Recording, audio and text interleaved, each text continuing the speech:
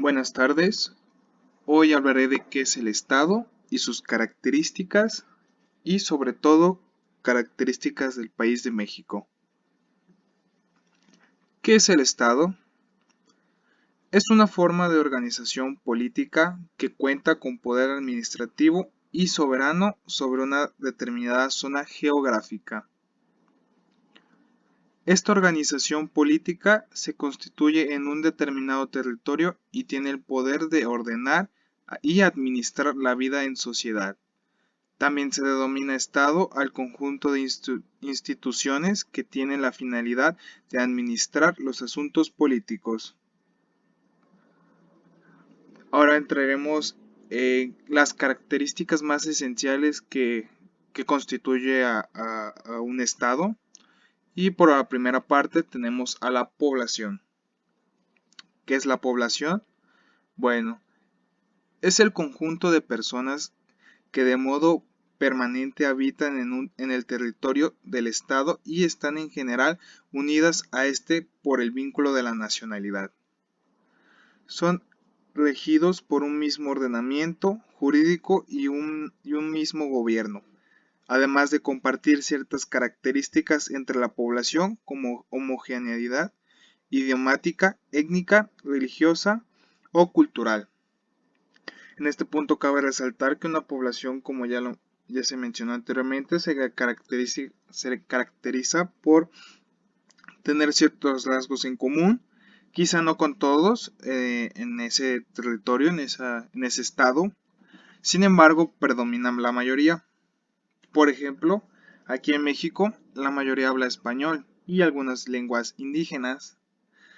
Somos de tez oscura, alguno que otro clara, pero la mayoría más morena de lo que, que en otros países. Así como manejamos la mayoría de toda nuestra religión, que es cristiana, puede existir varias, pero la que predomina es la cristiana. Son ciertos algunos ejemplos de estados que pueden compartir ciertas similitudes. Sin embargo, aunque no las compartamos, no quiere decir que permanezcamos en la población, solamente que no compartimos todo como la generalidad. En segundo término tenemos el territorio. ¿Y qué es? Es el espacio físico dentro del cual la organización estatal ejercita en plenitud la propia potestad de gobierno. El territorio abarca en conjunto de espacios, por ejemplo, la superficie terrestre. 2. Ciertos espacios marítimos próximos a la superficie terrestre, en el supuesto de un estado costero. Claro, es un punto importante. Y 3. El estado aéreo suprayacente. En esta parte del territorio lo dividimos en dos partes, geográfico y político, porque ambos guardan similitud y sobre todo por ser un tema de política nos interesa un poco más lo político. Aún así lo geográfico es importante, ya que de ahí se basan varias leyes y reglas de cierto estado o leyes internacionales. El territorio en geografía es una de las áreas de estudio más importantes para diversas áreas, ya que se interrelaciona con otras áreas de investigación como cultura, sociedad, política y desarrollo. La geografía siempre es algo muy importante, ya que ya que a través de los estudios geográficos de un territorio se pueden estudiar y analizar los paisajes naturales, los espacios culturales y sus relaciones con las demás actividades que desarrollan los individuos. Este es un tema muy importante, ya que gracias a ellos podemos darnos cuenta de que a cómo abarca el mundo, que en un principio se creía que la Tierra era plana. Sin embargo, gracias a la geografía y a Cristóbal Colón y muchos otros grandes pioneros de que la teoría estaba incorrecta y que más bien el mundo era circular. El poder encontrar nuevas áreas verdes, nuevos bosques, arquitectura de culturas antiguas, Todo esto se debe a la geografía, también a otras materias, pero sin embargo la geografía es un tema muy general que nos puede importar a muchos, aunque no sea lo nuestro. Por otro lado, como lo había mencionado, tenemos el territorio en política, que es lo que más vamos enfocados con estos temas que hemos estado viendo últimamente. ¿Y qué es el territorio en la política?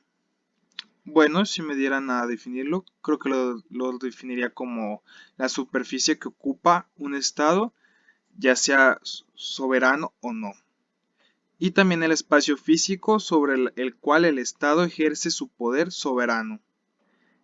El territorio delimita las actividades e injerencias políticas, económicas y sociales del estado de una superficie determinada, a fin de no interferir en el territorio del estado vecino. Esto en este punto, ¿qué nos quiere decir? Bueno, que gracias a las delimitaciones podemos llevar una armonía con nuestros estados, países vecinos, incluso dentro de un país, con nuestros mismos estados, en este caso aquí en México. No es como se rige, no es siempre es igual el regimiento, llevan similitudes, pero no siempre tienen que compartir todo igual. Es por eso que es muy importante que si tienes algún vecino como país, el gobierno limite su territorio para evitar también problemas bélicos, con ciertas limitaciones, ya sean naturales, como ríos, eh, cañones, barrancos.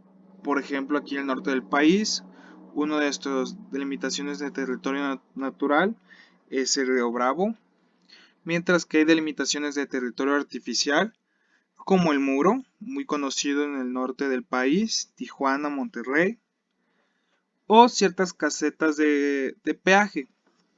Estas casetas limitan también tanto el territorio como el acceso de extranjeros, obviamente con sus papeles en orden.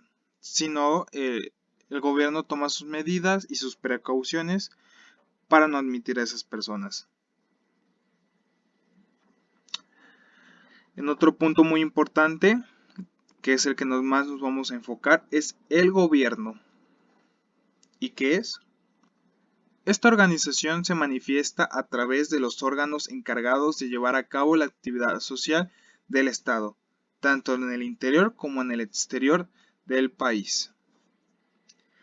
Es fundamental la creación de normas jurídicas que se impongan a la población y a la propia organización gubernamental en general dentro del territorio del Estado. ¿Esto qué nos trata de decir? Bueno, es muy importante que dentro de un estado, un país, un municipio, lo que sea, haya un gobierno digno y capaz de llevar a cabo esas normas y leyes para llevar el control tanto de su sociedad como de las actividades dentro de él y ciertas actividades en el exterior.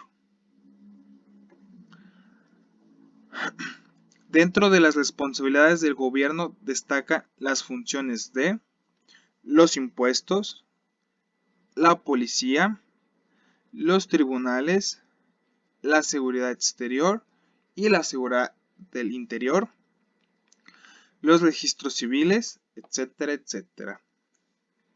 Las actividades del gobierno son de suma importancia y las cuales se deben de llevar a cabo de la mejor manera, ya que son un factor muy importante para el orden de una sociedad y para su mejor funcionamiento,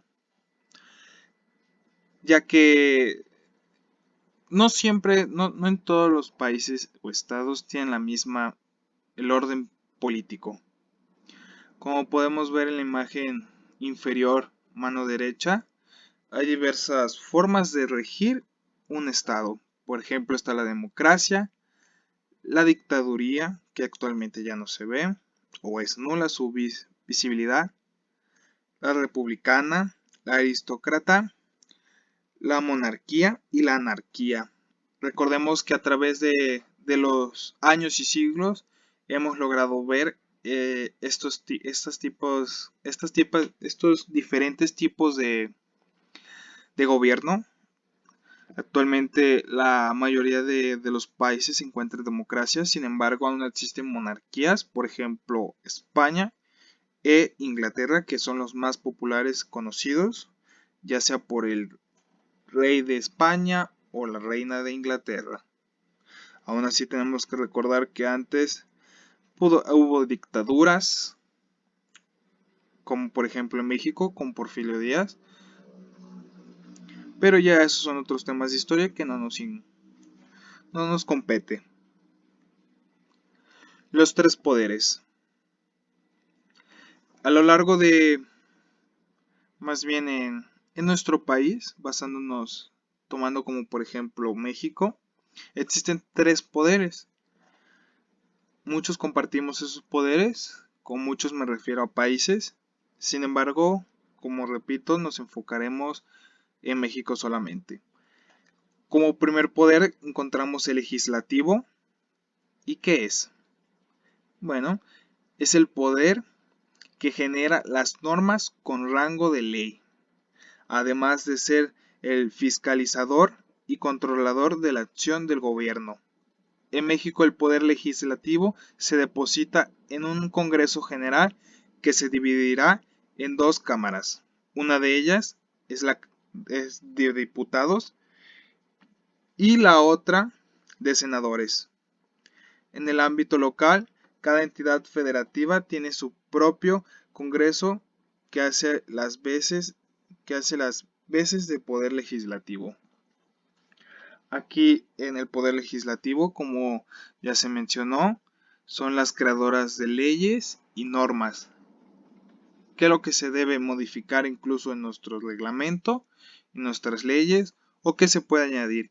Esto con el fin de llevar una mejor armonía en la sociedad y mantener la salud de la población. En segundo lugar, encontramos el poder judicial, que es la potestad que tiene el Estado de cuidar y cumplir las leyes de la Constitución y de las que el poder legislativo emite o corrige. Depende de su necesidad, así como de administrar la justicia en un país a través de la aplicación de leyes y reglamentos preestablecidos. ¿Esto qué nos quiere decir?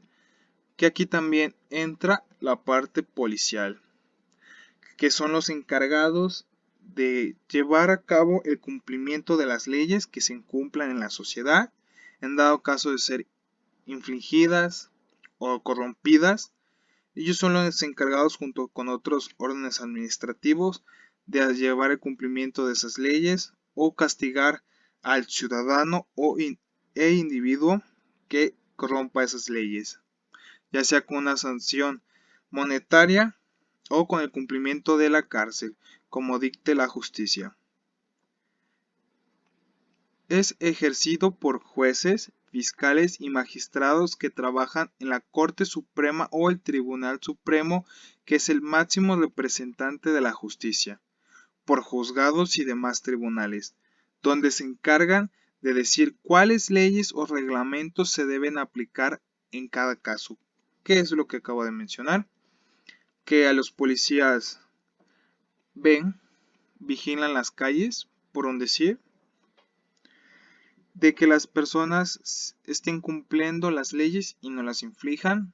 Posteriormente se llevará a cabo a las organizaciones, a los órganos correspondientes, los cuales tomarán el dictamen final de aquel individuo. Se encarga de diseñar, planificar y ejecutar el proyecto de un país con base a la constitución de las leyes. Este es el poder ejecutivo, que recae en el presidente o, en dado caso, en un rey o reina, como ya lo habíamos mencionado anteriormente. Actúa como un ente que dirige, coordina, planifica y ejecuta las acciones del gobierno. Algunas de las características o actividades de este poder ejecutivo que recae en el presidente, en el caso de México, es poner en práctica las leyes, planificar y ejecutar el presupuesto anual, diseñar y ejecutar políticas en las áreas de educación, salud pública, cultura, deportes, finanzas, economía, comunicaciones, etcétera, etcétera.